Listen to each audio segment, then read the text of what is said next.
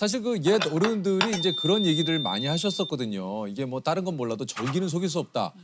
야, 그래도 연이은 이 폭염 때문에 정말 뭐 다들 이렇게 힘들어하고 계십니다. 이게 이제 서울이 9일, 제주가 17일간 열대야. 예, 그리고 이제 강릉에서는 초열대야. 요즘 그 요런 그 초가 붙는 그 좀 많이 생겼어요. 많이 봤던 것 같아요. 예. 그죠, 어느 그죠. 때보다. 예. 아마 앞으로 더 자주 더 많이 보게 되겠죠. 아. 그래서 아까 모두에 말씀하신 것처럼 과학자들이 뭐라고 하냐면 99%에서 100%의 확률을 가지고 이야기하는데 우리 인생에서 올해가 그래도 가장 시원한 해가 아닐까 이렇게 아마 회상하게 될 수도 있다는 거죠. 교수님 이거 어떡합니까? 올해 제일 덥다고 지금 난리 예. 뭐 이제 세상이 이렇게 시끄러운데 이게 제일 시원한 여름이었다로 기억되면은 이거 앞으로의 여름은 어떻게 된다는 얘기예요? 얼마 전에 세계 기상기구에서 이제 작년 지구 전체 기후 상태에 대한 보고서를 발표했는데요. 네. 이미 전 지구 평균 온도가 산업화 이전 온도, 우리가 산업화 이전 온도라 그랬을 때는 1850년에서 그렇죠. 1900년 사이 평균 온도를 이야기하는데 이미 1.15도가 올랐어요.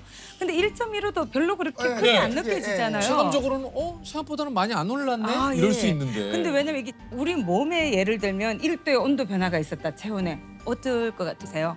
미열이 생겨도 굉장히 우리가 그렇죠. 몸에 예, 열이 있다. 그러니까 그럴 때 우리 몸 상태가 다르죠, 정상일 때와. 그러니까 지금도 마찬가지예요. 그래서 그로 인해서 발생하는 게 기후 변화예요. 그러니까 네. 극단적인 기상 현상이 나타나는 거죠. 비가 오더라도 너무 많이 오고 그러니까 한꺼번에 그냥 예, 폭우가 폭우가 쏟아지고. 쏟아지고 또 홍수가 발생하고 그래요. 네. 그리고 더워도 너무 덥고 또 그렇다고 해서 춥지 않으냐? 그렇지 않아요. 추워도 너무 추운 한파를 또 우리가 경험하게 되죠. 그리고 그거에 따라서 지표면의 평균 온도가 올라가니까 건조해지잖아요. 막 증발을 맞아요. 많이 하니까. 얼마나 메말랐는지 거북이 등껍질처럼 이렇게 쩍쩍 갈라져 있습니다. 그러면 어떻게 되느냐? 불이 발생을 해도 더 빠르게 번지는 거죠. 확산 면적도 넓어지고. 지금 얘기를 들어보니까 캐나다에서 5월에 그 생긴 그 불이 아직도 지금 다 진압이 안 네. 됐다고.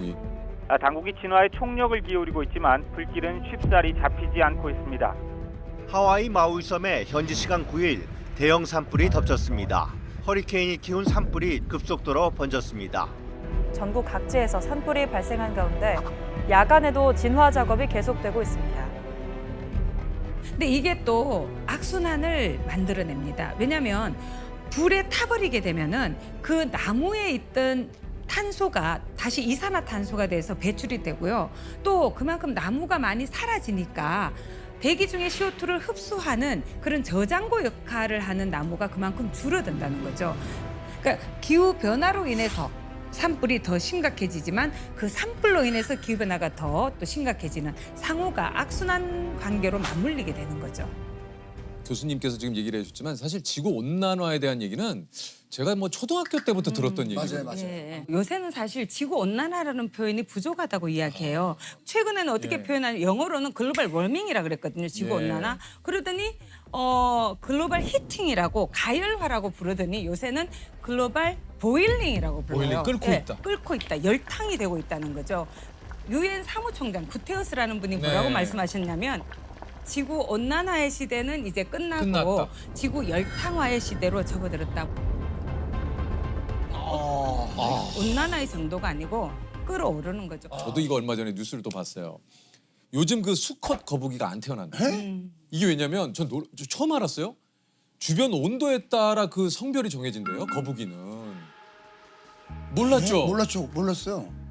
바다 모래에다가 이제 알을 낳잖아요. 예. 그 알들이 부화를 할 때 이게 27.7도보다 낮으면 수컷, 예. 31도가 넘으면 암컷. 그래서 요 비가 이제 딱 맞았는데 지금 어느 순간 이게 이제 해수면 온도라든가 이 지구의 온도가 높아지면서 지금 거의 99%가 암컷. 지난 4년간 수컷 거북이가 탄생하지 않았다고. 다 그렇죠. 그 수컷이 없대요. 나 이거 몰랐어. 거북이가 그렇다네. 그렇게 되면 결국에는 거북이는 멸종될 수 있죠. 없어지겠네요. 예, 멸종이 될 수가 있죠. 생물 종들이 지금 사라지고 있는 게 되게 많습니다. 온도 변화 때문에.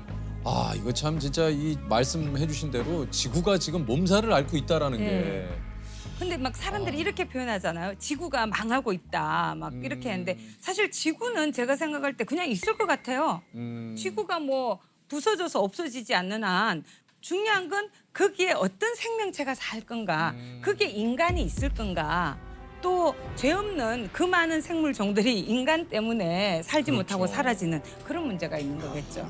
이곳에 대한 전 세계의 어떤 그 경각심, 뭐 이런 또 이야기들이 뭐 계속 되고 있으나 이게 근본적으로 해결하기가 참 어려운 문제인 거죠. 그렇죠. 이걸 더 이상 막을 수는 없습니다. 이거 막을 수 없습니까? 예, 왜냐하면 이미 배출된 기체들이 대기 중에서 계속 온실 효과라는 걸 야기를 해요. 그러니까 태양에서 오는 열 에너지가 지표면을 데우거든요. 그리고 다시 적외선의 형태로 다시 우주로 나가야 나가는데 되죠. 그때 온실 기체라는 게 대기 중에 있어서 이불처럼 지구를 이렇게 데우고 있는 거죠. 우리가 이렇게 얘기만 지금 하고 있을 때가 아닌데 이거 어떻게 저 전기도 다 꺼야 돼 지금 이거 좀 아니요. 이거 다 탄소예요. 우리 너무 교수님 이거 뭐 얘기 듣다 보니까 너무 많아. 이거 좀 카메라 몇 대 감독님 이 앞에 가셔가지고 오늘은 예. 녹화를 이쯤에서 그만하시죠. 오늘은 녹화를. 이렇게 극단적으로 나가시면 안 되죠. 아, 예. 왜냐하면 그 전기를 뭘로 만드느냐가 중요하거든요. 아. 그러면 화석연료 대신에 되도록이면 이산화탄소 배출이 현저하게 떨어지는 게 재생에너지예요. 그래서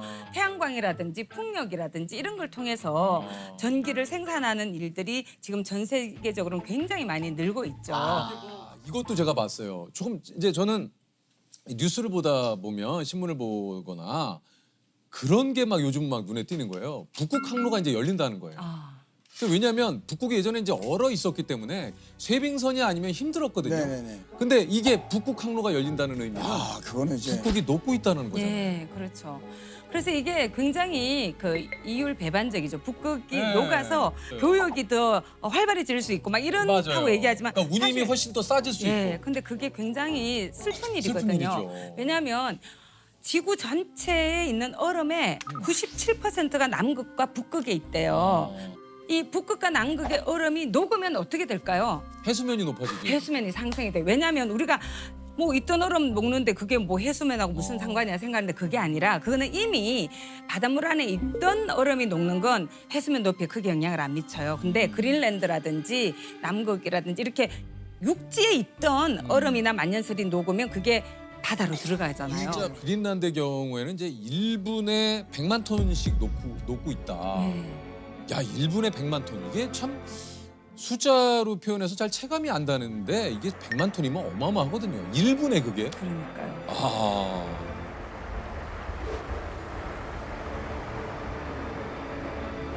그러니까 육지가 잠기잖아요. 예. 특히 제가 아는 과학자분이 계산을 했는데 북극의 얼음이 다 녹으면 7m가 상승할 수 있대요. 와 7m. 특히 우리나라는 삼면이 바다잖아요. 어떻게 되겠어요? 삼면이 바다. 그러니까 이게 해안가에 인천도 있고 부산도 있고 군산도 있고 뭐 속초 여러 도시들이 있잖아요. 네네. 그러니까 그런 도시들도 해수면 상승에 따른 침수로부터 안전하지 않은 거죠. 유실된 모래 면적은 약 2만 제곱미터. 2년 전과 비교해 해변의 모래가 얼마나 사라졌는지 한눈에 확인할 수 있습니다. 그 시뮬레이션을 보여줬어요. 해수면이 상승이 되면 어떻게 될 건가. 어떻게 될 건가? 근데 제 뒤에 앉아있던 분이 저기 우리 집이네 이러시는 거예요. 어. 본인 집이 해수면 상승돼서 막 잠기는 게 그 보이는 거예요. 그랬더니 너무 놀랐다는 거예요. 그전에는 그냥 해수면이 상승될 수 있구나 뭐 이렇게 그냥 그런가 보다. 그런가 보다 했는데 본인 집이 이렇게 막 잠기는 모습을 보니까 아이고 이거 큰일이구나. 이게 보통 문제가 아니구나. 이야. 어우. 요즘 또 이게 식량난 이것도 사실 기후 변화하고 또 밀접한 관련이 있다. 예. 왜냐하면 너무 뜨거우면 자라지를 못합니다. 네. 식물들이. 그래서 그렇죠. 작년 원래 인도가 폭염 상황에 놓여 있어요. 인도가 전 세계 밀 생산의 한 2위 정도를 하는 것 같은데 밀 수확량이 절반 정도밖에 안 되는 거죠. 그래서 수출 금지령을 내리기도 했어요. 아, 맞아요. 자, 그러면 어떻게 되느냐? 세계 전체 밀 공급량이 줄어들기 줄죠. 때문에 밀의 가격이 상승. 급등하게 되겠죠. 네. 그러면 우리나라는 우리가 먹는 밀가루의 몇 퍼센트를 우리가 수입하는 것 같으세요? 거의 대부분을 수입하는 거 한 80%? 80% 넘는 걸로 알고 있는데. 너무 우리나라의 밀 생산을 높게 보셨네요. 네? 우리 밀은 1%밖에 안 됩니다. 예. 그래서 우리는 지금 거의 다 수입하고 있기 때문에 어머나. 밀가루로 만드는 음식이 너무너무 많잖아요. 네. 그러면 그런 모든 그 식가공품 그거 다 가격이 수입이군요. 올라가는 거죠. 근데 예를 들면 우리나라 사람들이 주로 먹는 쌀이 자포니카라는 종이거든요. 품종이. 근데 우리 쌀은 맛이 좋잖아요. 점성이 있고. 근데 왜 이렇게 바람이 불면 날아갈 것 같은 인디카라는 건데요. 그 인디카 종을 대부분 먹고 있어요. 우리가 먹는 이 자포니카를 생산하는 나라가 많이 없습니다. 그런 데서 만약에 이상 기후로 인해서 작황이 나빠지게 되고 이 쌀 품종을 생산을 못하게 되면 우리도 이제 우리가 먹던 쌀을 못 먹게 될 수도 있죠. 오, 날아가는. 네, 인디카 종을 먹어야 되는 거죠. 모기가 또 우리가 관심을 갖는 이유는 병원균의 매개체잖아요. 맞아요. 그래서 뭐 말라리아라든지. 뇌염모기 있잖아요. 말라리아, 말라리아. 그다음 황열병 이런 게 다 모기 때문에 발생하는 거거든요. 근데 이런 질병들이 예전에는 열대 지역이라든지 뭐 아열대 저 밑에 이런 데였는데 말라리아 환자가 우리나라도 생기고 있어요. 네. 그러니까 이런 게 다 영향을 미치는 거죠. 이번에 우리 코로나를 경험했잖아요. 네, 그렇죠. 이것도 뭐 완벽하게 그 일치되진 않았지만 그래도 많은 분들이 뭐 박쥐가 매개 매개 역할을 했다. 근데 박쥐의 서식처가 지금 늘어나고 있어요. 박쥐도 아열대 기후에서 생존하는데 박쥐가 서식할 수 있는 공간이 기후의 변화에 따라서 늘어났거든요.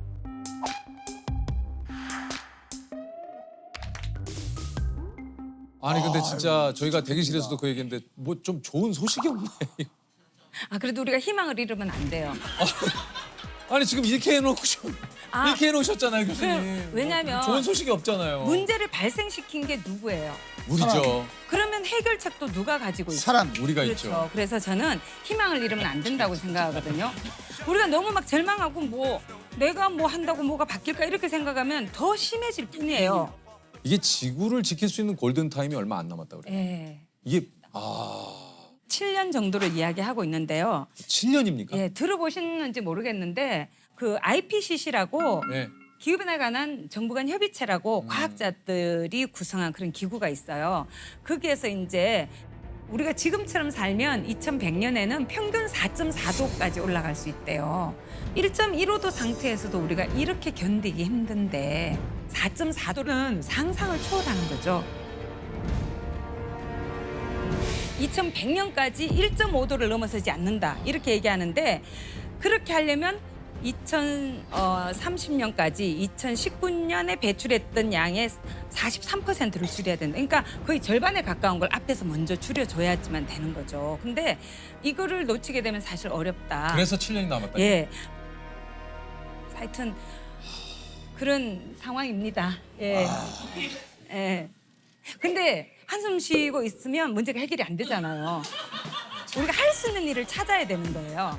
한숨 쉰다고 문제가 해결되면 우리 3명 앉아고 계속 한숨만 쉬면 되는데 그러면 CO2만 더 배출되죠. 그래서 우리가 노력을 해야 됩니다. 숨을 아껴 쉬어야 되나요? 이게? 아니요. 그는 생리현상이니까 쉬시고 나무를 더 심으세요. 아, 나무를. 나무도 심고 그리고 근데- 텀블러 사용. 예. 텀블러 같은 경우도 사람들이 보면 이제 텀블러도 많이 사용해야지 되는 거예요. 어떤 분들은 그냥 유행을 좇아서 텀블러 모양이 다르거나 디자인만 다르면 계속 사시는 분도 계신데 그런 분들은 그냥 종이컵 쓰시는 게 나아요. 그러니까 한 번 사면 계속 사용을 해야 되고요. 어떤 물건이든지 만들 때 에너지가 투입이 돼요. 에너지로부터 발생하는 온실기체량이 사실은 뭐 73% 이상이다 뭐 이렇게 이야기를 하거든요. 만들 때도 그렇지만 우리가 폐기할 때도 또 이걸 수거하고 운반하고 뭐 모든 데. 소각을 하든 매립을 하든 이 모든 과정에 다 에너지가 투입이 되고요. 이게 썩으면서도 또 메탄이나 CO2가 나오고 뭐 이렇게 되는 거죠. 텀블러도 이제 기본이 돼야 돼요. 이걸 하는 사람이 앞선 사람 이게 아니라 너무 당연한. 그냥 당연한. 그러니까 우리의 문화가 돼야 되는 거죠. 개개인이 다 이렇게 해야 바뀌는 거죠. 그렇죠. 누군가는 해결해 주겠지가 아니죠. 안 돼요. 사실 저희들이 할 수 있는 이런 탄소 배출을 줄일 수 있는 방법은 뭐가 좀 있을까요? 사실은 뭐 우리가 필요 없이 낭비하는 에너지가 굉장히 많아요. 불 같은 것도 뭐 10개의 등이 다 필요 없는데 어떤 뭐 회의실이고 뭐 강의실이고 그걸 부분 소등을 할 수도 있고요. 또 업무를 마치고 나면 즉각 끄는 것도 중요하고요. 또 실내 온도 같은 경우에 그래서 요새는 그래도 많은 분들이 경각심을 가져서 아, 맞아요. 겨울에 반팔 입고 생활하고 이런 분들이 조금씩 줄어들고는 있죠. 네, 근데 그렇게 맞습니다. 살면 안 되는 거예요. 그리고 그래서 낭비를 줄여야 됩니다. 에너지도 필요 없는데 지금도 저기 불 다 켜져 있네요. 저런 불들 꺼야죠.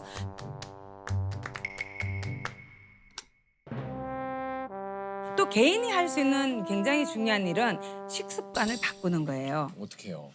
사실 아까 이산화탄소를 주로 말씀드렸지만 최근 들어서 많이 관심을 가지는 게 메탄이라는 거예요. 메탄은 이산화탄소보다 이 온실 효과를 야기하는 정도가 더 심합니까? 80배 이상. 최근에는 뭐 86배다 이렇게 해도 이야기를 해요. 근데 그 메탄이 또 어디에서 많이 발생하냐면 음식물 쓰레기가 썩을 때라든지 그다음에 또 특히 많이 요새 늘고 있는 게 육식이거든요. 반드시 채식을 다 하자 이렇게 주장하고 싶진 않아요. 특히 예. 성장기 어린이들도 있고 그렇죠, 건강에 그렇죠. 미친 영향들. 예. 그래서 일주일에 최소 한 끼는 채식을 좀 해보자. 채식을 좀 예, 좀 늘려보자는 거죠. 아, 이게 쉽진 않아요. 이게 또 식습관을 바꾼다라는 게. 예. 그리고 아까 개인이 할 수 있는 일 중에 지금 손수건 갖고 다니시나요? 소수건이 없네요.